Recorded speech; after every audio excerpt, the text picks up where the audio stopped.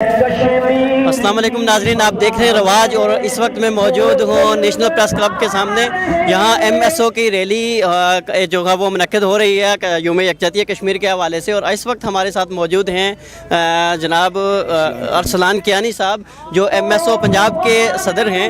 آئیے ہم ان سے بات کرتے ہیں کہ یہ یوم یکجہتی کشمیر کے مناسبت سے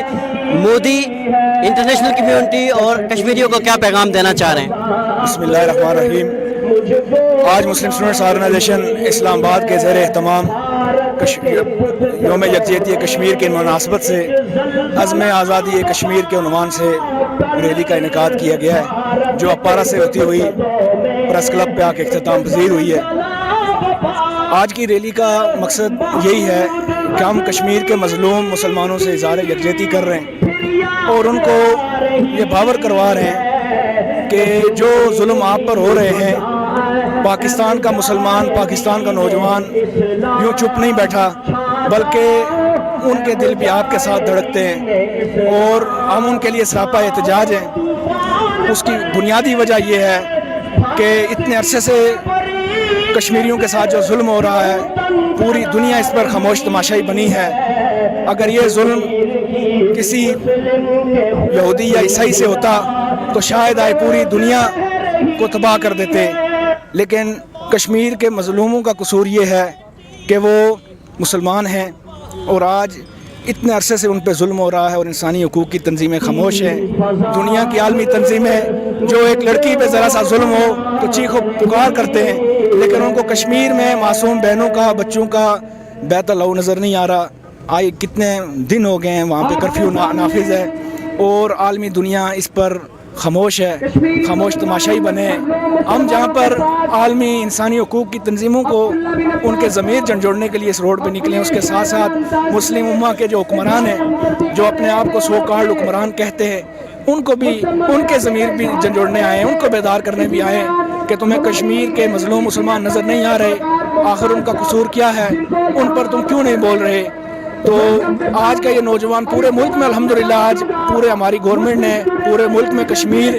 ڈے کو بہت بھرپور انداز میں بنایا۔ پورے ملک میں دیکھیں تو ان کے پرچم آپ کو لگے نظر آئیں گے، ہر جگہ پر نوجوان، بوڑھے، بچے، ہر تنظیم، انتظامیہ کے لوگ، ہر لوگ وہ آج روڈ پر ہیں۔ میرے خیال میں یہ بہت اچھی چیز ہے۔ اگر یہ پاکستان میں یہ ایک اچھی مثال ہے اور ہم اس ریلی کے ذریعے یہ بھی مطالبہ کرتے ہیں کہ خالی پاکستان نہیں بلکہ پوری دنیا کے جو مسلم ممالک ہیں وہ بھی اس چیز کو، اس آواز کو بلند کریں، تب جا کر عالمی جو کفریہ طاقتیں ہیں اور جو مودی کے پیچھے جو لوگ کھڑے ہیں اور جو مودی دہشت گرد جو انڈیا پہ ظلم کر رہا ہے مسلمانوں پر، اس کے خلاف ایک مضبوط آواز بنے اور کشمیر کو ان کے جائز حقوق مل سکے۔ اس یوم یکجہتی کشمیر کے موقع پر کشمیریوں کو، کشمیری بہن بھائی ہیں جو مقبوضہ کشمیر میں اس وقت جو کرفیو کی قید و بند کی صحبتیں برداشت کر رہے ہیں، ان کو کیا پیغام دینا چاہ رہے ہیں؟ ہم ایک نوجوان ہونے کی حیثیت سے سب سے پہلے کشمیر کی مظلوم مسلمانوں، بالخصوص ان ماؤں، بہنوں، بچوں اور بوڑھوں کو ہم سلام عقیدت، سلام محبت پیش کرتے ہیں کہ انہوں نے اتنے سخت دور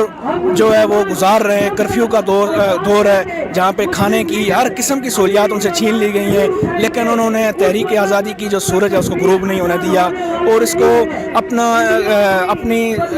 تمام توانائی لگا کر، بھوک پیاس برداشت کر کے، اپنے بچوں کا، جوانوں کا خون دے کر، لیکن انہوں نے اس تحریک آزادی کی جو جدوجہد ہے، آواز ہے، اس کو مضبوط سے مضبوط تر کر رہے ہیں۔ آج